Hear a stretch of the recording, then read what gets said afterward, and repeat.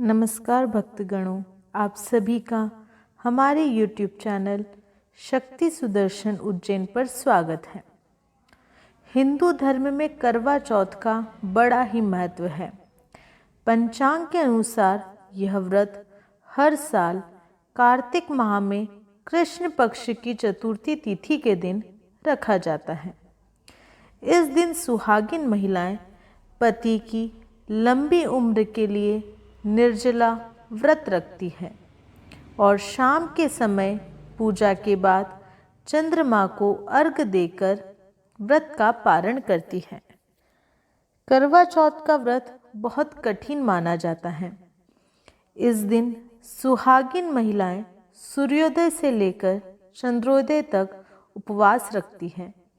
यह पर्व पति पत्नी के अटूट रिश्ते की मिसाल है। कहा जाता है कि करवा चौथ का व्रत रखकर करवा माता की पूजा करने से अखंड सौभाग्य की प्राप्ति होती है और वैवाहिक जीवन सुखमय रहता है। आज हम इस वीडियो में करवा चौथ व्रत कथा का श्रवण करेंगे। किसी भी कथा को श्रवण करने पर विनायक जी की कथा का श्रवण जरूर किया जाता है। विनायक जी की कथा का श्रवण करने से आपका व्रत को परिपूर्ण माना जाता है। इसलिए वीडियो के आखिरी में हम विनायक जी की कथा का भी श्रवण करेंगे।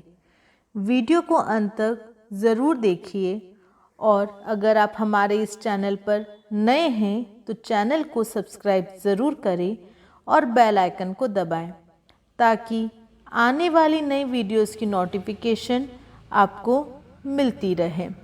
वीडियो को लाइक करें और ज़्यादा से ज़्यादा शेयर करें। चलिए वीडियो शुरू करते हैं।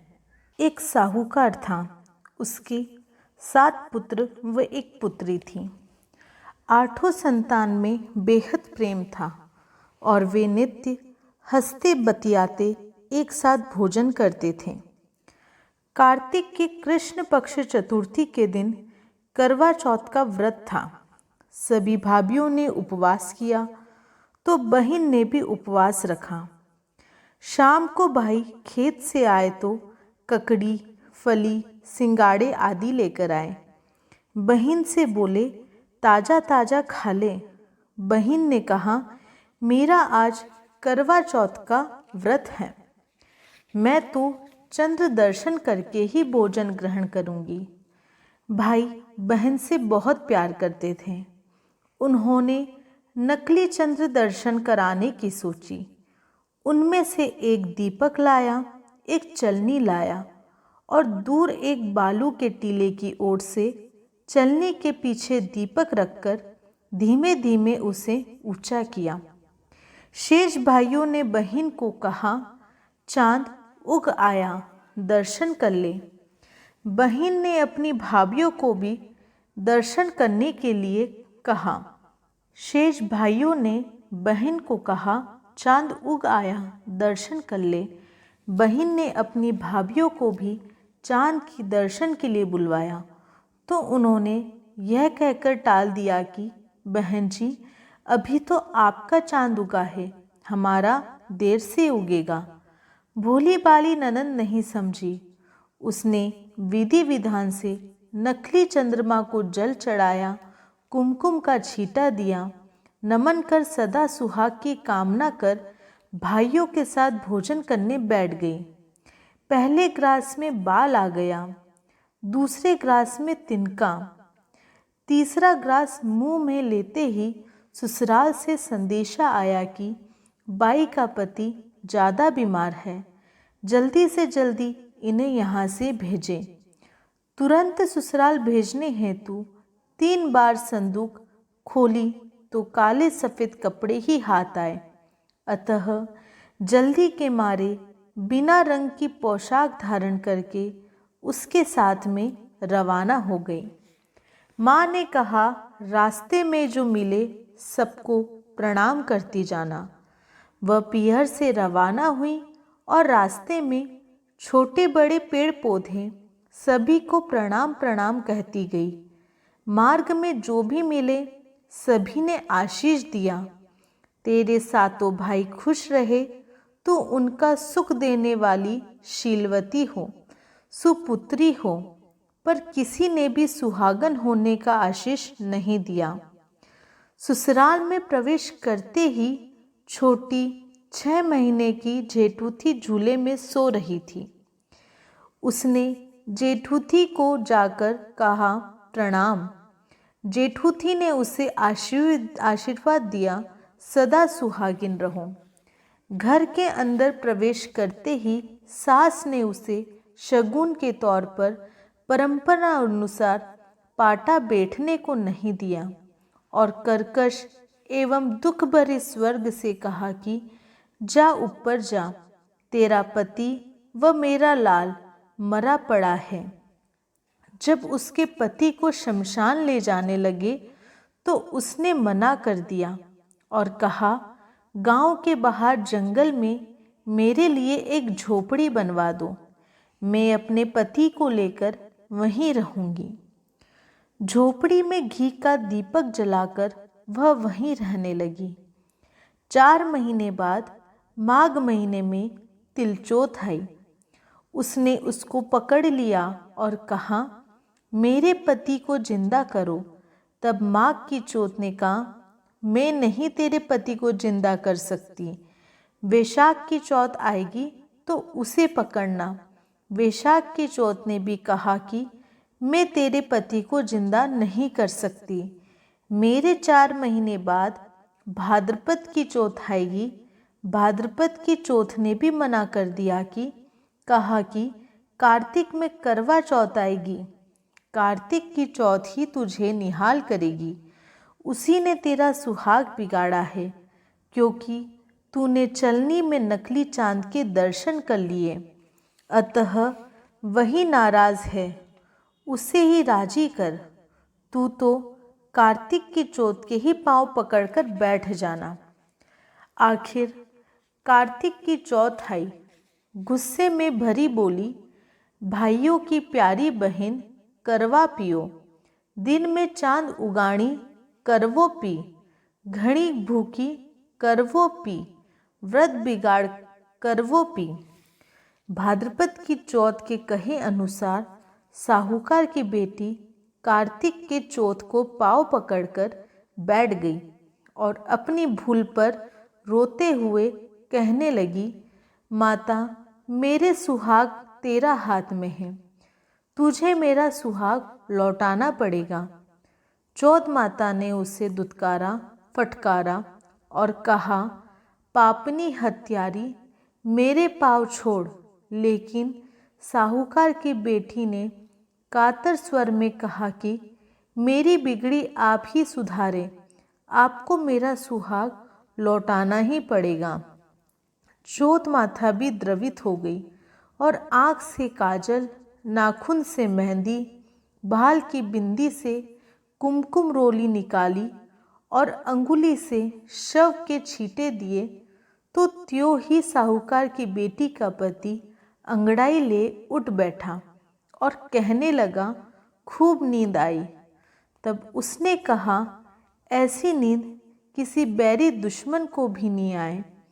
चौथ माता की कृपा से झोपड़ी की जगह महल बन गया।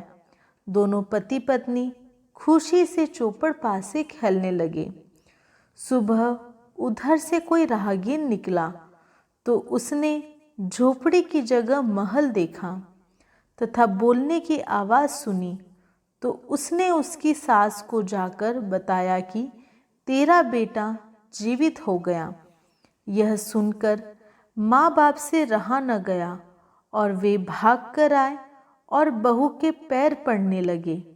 तो बहू ने कहा, सासू जी, मेरे पाँव मत पड़ो, मैं आपके पाँव पड़ती हूँ और आप चौथ माता के पैर पड़ो। ये सब चौथ माता का आशीर्वाद है। फिर सास बहू ने चौथ माता का व्रत किया और माता का उद्यापन किया। हे चौथ माता, जैसा सुहाग साहूकार की बेटी को दिया वैसा ही सबको देना। अब हम कथा के समाप्त होने के बाद विनायक यानी गणेश जी की कथा का श्रवण करेंगे, जो इस प्रकार है। एक सास बहू थी। सासू एक सेठ जी के यहाँ पर काम करने जाती थी, तो वहाँ पर एक मत्थी वाले गणेश जी की मूर्ति रखी थी। सेठानी उस काम करने वाली को रोज एक रोटी देती, तो वो आधी रोटी तो घर लाती और आधी रोटी गणेश जी को चढ़ा देती थी। बहुत दिन हो गए। एक दिन बहू ने सास से पूछा कि क्यों सासू जी, आपकी जेठानी ऐसे कैसी है जो आधी रोटी देती है? कल मैं आपके काम पर जाऊंगी। अब दूसरे दिन वो उस सेठानी के घर गई और सामने मत्थी वाले गणेश जी के यहाँ रोटी के टुकड़ों का ढेर पाया, तो वो उसे उठाकर घर लाई और छाछ में गला दी। तो सासू बोली कि मुझे सेठानी रोज एक रोटी देती, तो आधी रोटी गणेश जी के चढ़ा देती थी और आधी घर लेकर आती थी। इस तरीके से काम वाली के पास बहुत धन हो गया, तो वो दूसरे दिन काम पर नहीं गई। तो सेठानी के यहाँ से बुलावा आया, तो वो बोली कि मैं अब काम पर नहीं जाऊंगी, मेरे तो मत्थी वाले टूटे हैं, मेरे तो बहुत धन हो गया है। जब उस सेठानी को गुस्सा आया और जाकर गणेश जी के कुएं में फेंक दिया और बोली कि मैं आपकी इतने दिन से सेवा पूजा करती थी, मेरे तो नहीं टूटे और उस काम वाली के टूटे। अब सेठ जी बाहर गए हुए थे, तो नाव के अंदर बैठकर नदी पार करने लगे, तो नाव डूबने लगी। सेठ जी ने मत्थी वाले गणेश जी को याद किया, तो झटपट पार होकर घर आ गए। सेठानी से बोले कि क्यों, अपने गणेश जी कहाँ हैं? तब सेठानी बोली कि उस काम वाली के टूटे और मेरे नहीं टूटे, तो मैंने गणेश जी को कुएं में फेंक दिया। तब सेठ जी ने सेठानी से बोले कि अपने पास तो इतना धन है, उस काम वाली के टूटे तो क्या हो गया? अब सेठ जी ने कुएं में से गणेश जी निकाल लिए और उनकी वहीं स्थापना कर दी।